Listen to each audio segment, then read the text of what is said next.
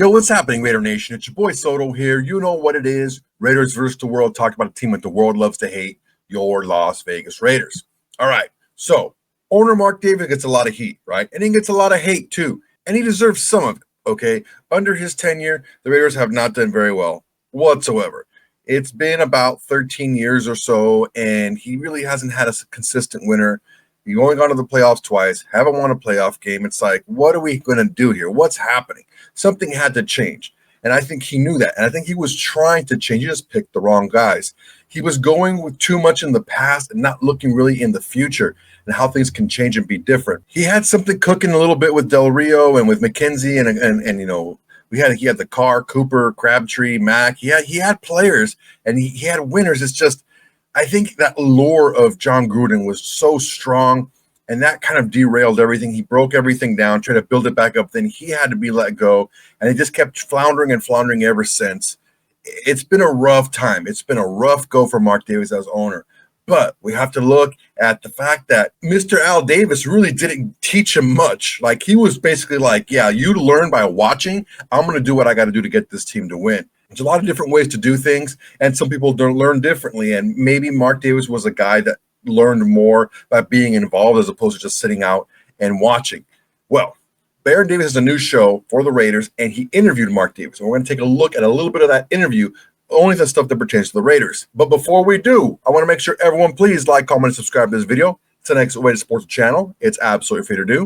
And it's the bare minimum you can do to support the channel besides doing nothing, just watching the video. On top of that, we have the Shield Society, guys. The opening game is coming up against the New England Patriots. If you want to watch the live watch party with me, you got to be a part of the Shield Society. It's really cheap. It's only $5. It gets you all the games. It's $5 a month. So I think you guys are going to really like it. You get the chance to get my analysis throughout the game, but also be a part of the show yourself. I'm going to link it up. It's only the people on the Shield Society. If you can do it, great. If not, that's great too. I'm still going to give you the videos. Now, on to Mark Davis. Mark Davis is a guy that I think that everybody that hates on Mark Davis just doesn't want to acknowledge or doesn't realize how big of a fan he is of the Raiders. He's not just the owner. He's a huge fan of the team.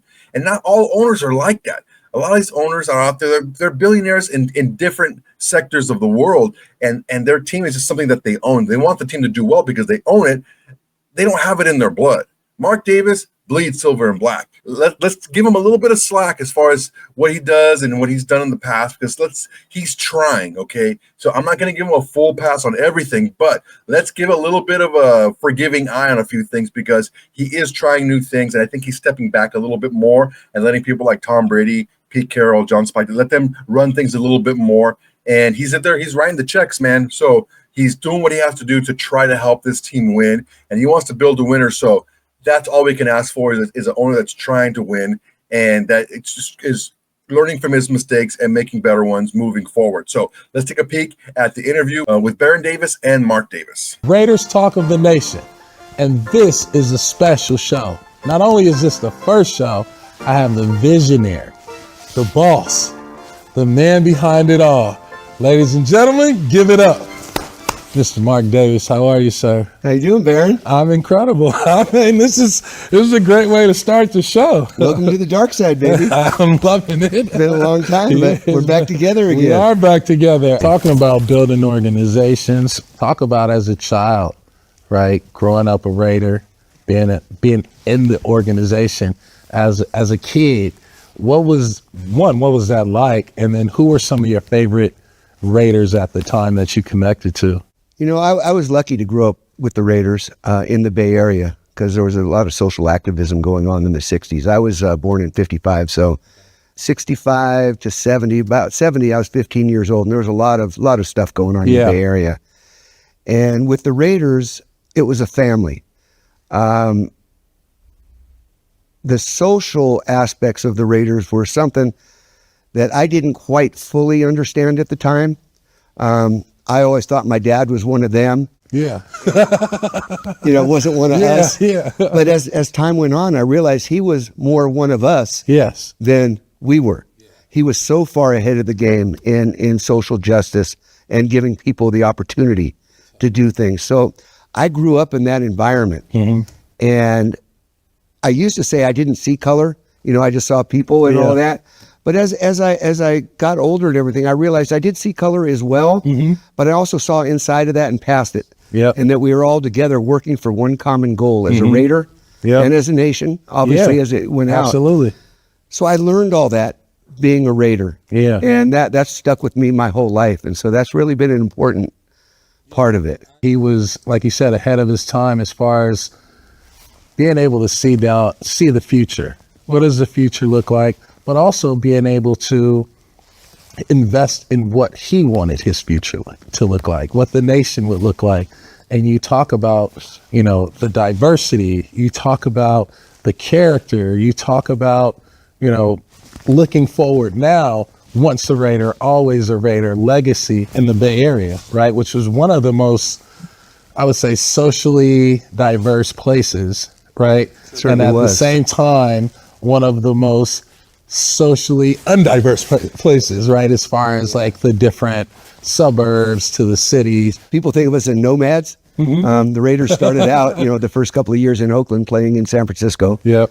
Because there wasn't a place to play. Then we went to Oakland and obviously built the Oakland Coliseum and played in there for 15 years or so. And then down to LA. And with LA. Back to Oakland for 20 years.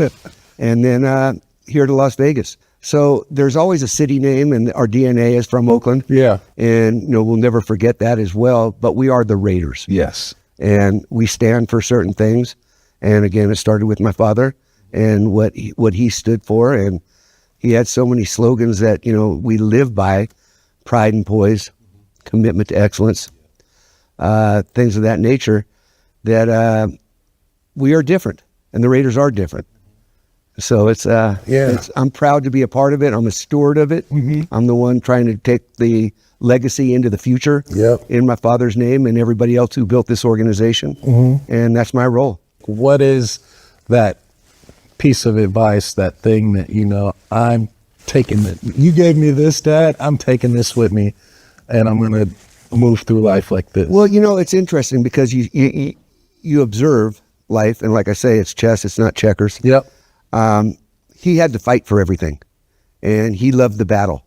He really did. But I also saw that the battle, even though he won some of those battles and won the war potentially, it also took time away from the football team. It took time away from what he loved.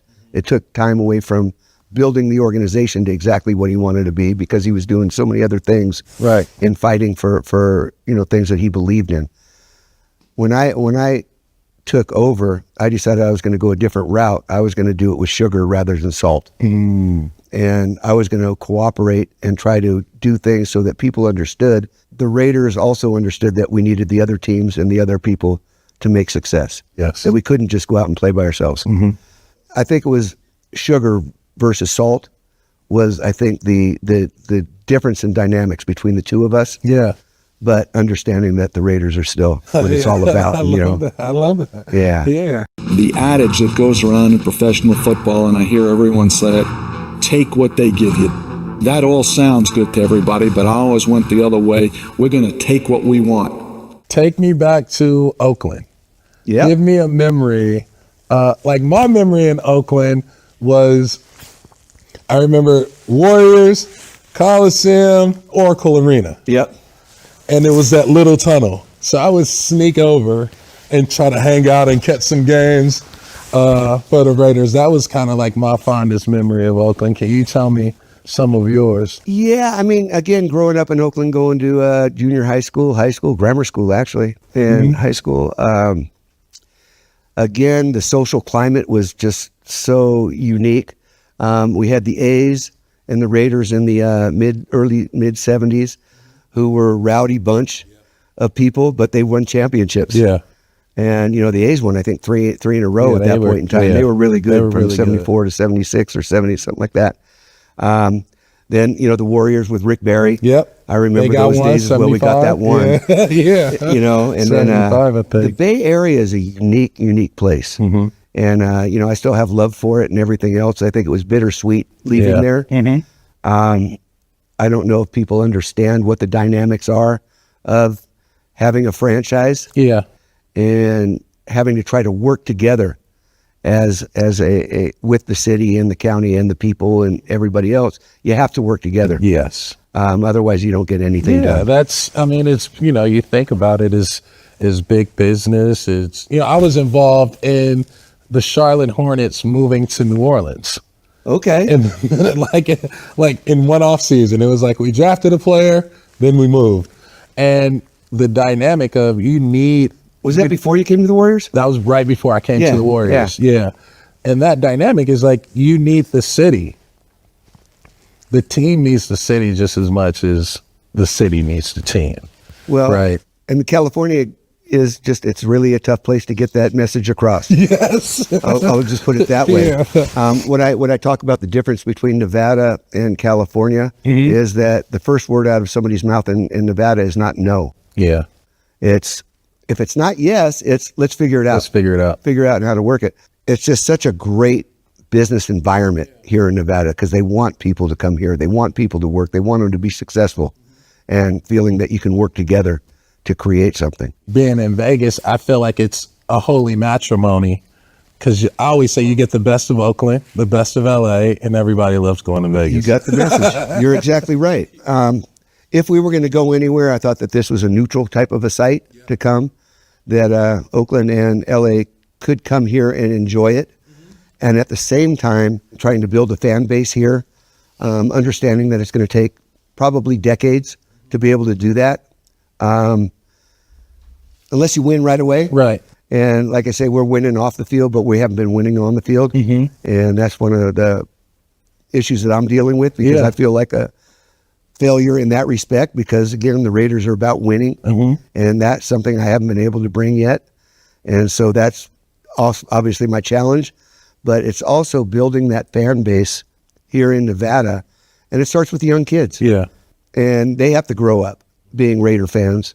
And then it'll be less other teams in that stadium than ours.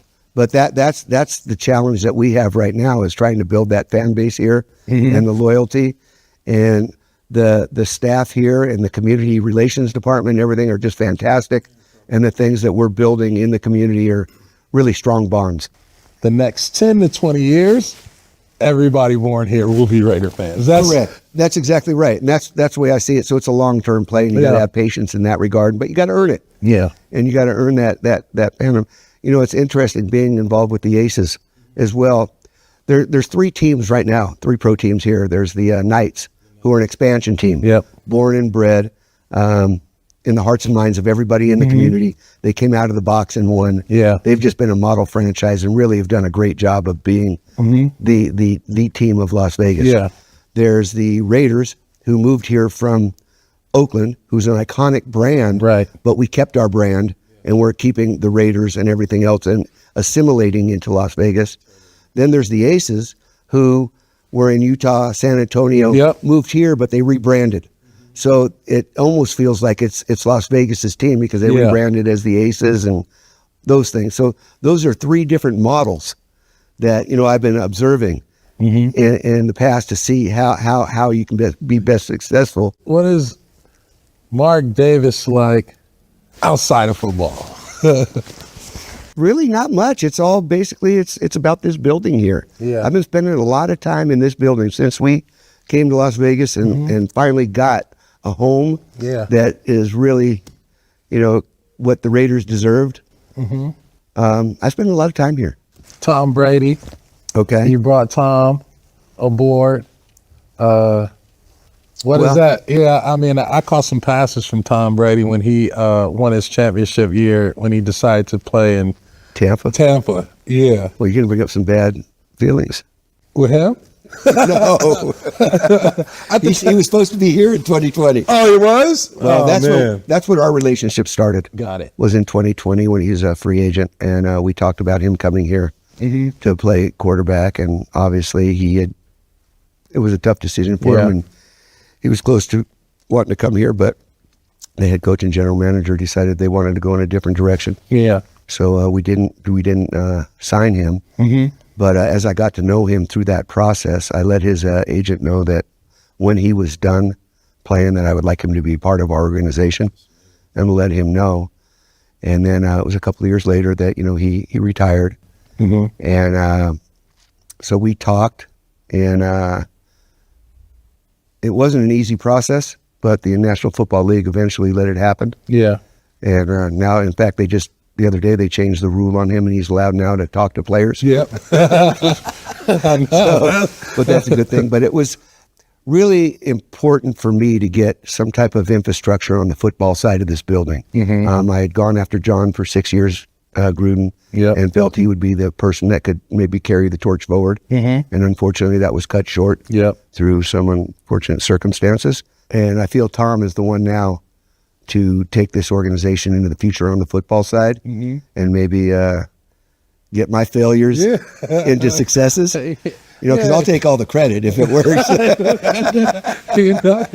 But you have to. But really, really happy to have him as part of this organization. There's nobody more competitive. He's really a bright person, great person to know. And really selfless when you think about it. He's just great. It's awesome to have somebody like that in the organization. So for the football side, I think we're in good shape. I think the process to pick the head coach and general manager this offseason was a really well done process. Totally. And so I'm excited about that. If there's one thing I know about football, it's the ultimate team sport. It takes every single person. I'm going to say one other thing. It's hard. Every day's hard as an NFL player. Every day's hard as an NFL organization. And you know why it's hard? Because that's where the value is. I just appreciate, this means more to me than anything in the world to see you guys here. For Mark to allow me the opportunity to be a part of this franchise for the rest of my life is a dream come true. Trust, right? Talk about that trust, because that's... Well, I learned from a lot of great leaders. When you think about Upshaw, Shell, these guys, all these different people from all different walks of life, all different socioeconomic, bringing up religions, everything. Different people coming together as one, but there was always leaders. The only way to play this game is you got to get down in the dirt and get nasty. Let's go. There was Boss at top. There was Al. And then there was John, the coach, or Tom Flores. Really, those were the 20 years of the Raiders when we were one of the best teams in professional sports. We were the best team. We deserve to be world champions. Baby, I'm proud of you. But the players did the leading. The Ted Hendrickses. That, the young guys weren't going to come in here and F around. Right. When they had to look at those guys in the eye. Especially those dudes. And, maybe Thursday night camaraderie night or whatever, that might be fun, or Tuesday nights or whatever night it was. They would have fun, but when it came time to get on the field, it was hard work. And so I learned leadership from them and learned how to deal with people and how to deal, and again, my father, obviously, on how to give second chances.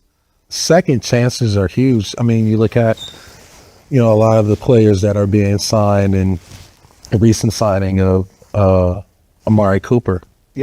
And it's looking at players and say, hey, we can run this back again and give you another shot. That's huge from a player because it keeps you motivated. It keeps you wanting to win. It keeps you wanting to work. That was how the Raiders were built initially. It was interesting because the Raiders were built in a time in the 60s when the NFL, had most of it was basically a white league. And the NFL came along, the AFL came along, it was basically called the Freedom League. With the Kansas City, the Raiders, the Chargers, really bringing in players from Grambling and the HBCU, going down there and finding great players that could play that the NFL wouldn't look at. So it was looking at those guys and then looking at second chance guys that the NFL didn't want to have anything to do with, and bringing in great players to make great players and all of that. And that's how the AFL was built, and that's how the Raiders were built, the Chiefs were built, and those teams were built. And it's amazing to just see the where we are today from that. The evolution, Yeah, the evolution of it. Last couple questions. One is just a message to Raider Nation. I'm going to say, just win, baby. Just win. That's really what it's all about, trying to figure that part out. But again, progress is always important, and trying to believe in it. And we have to believe in this organization and believe in the people that are leading it right now, with John Spytek and Pete Carroll and Mr. Brady and on the football side of that. And, we got to believe in them and give them It's hard to ask for patience, but progress is, I think, part of the thing that we have to look for. And again, just we're the Raiders. There's very few organizations that can say that. Who stars in your movie? Mine? Yeah.